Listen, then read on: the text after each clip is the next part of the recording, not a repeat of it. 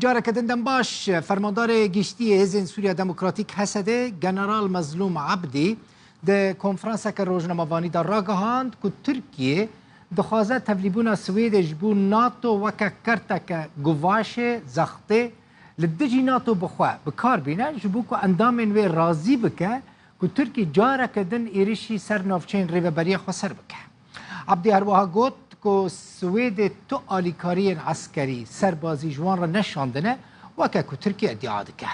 ترکیه لدجه هم فینلندا هم جی سوید ببن اندام ناتو اوان هر دو ولاتان توانبار دکه که آلیکاری پککه و یه پگه دکن به تایبتی سوید توانبار دکه. ترکیه دخوازه لسر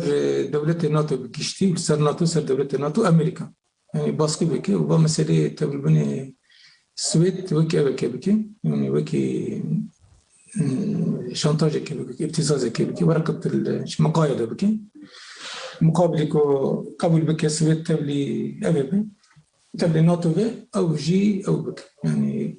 شاب يقول السر إيش كبير يعني سليم كرر مش بكي نيجي بدن يشغل كسبه تلقى نظام قصدك يعني باري كاري سويج بوما يعني زي باش نظام ما أبنى كريت يعني شيء واضح نقولتنا أجر مسألة عسكري قصدك أنا حتى أنا ما دعمك عسكري سويد نقول هاري مهم جي وإبا ببي ترجع بك ببي تركان ترجع بك كترك سياسة إخوة دي مروباتي لديجي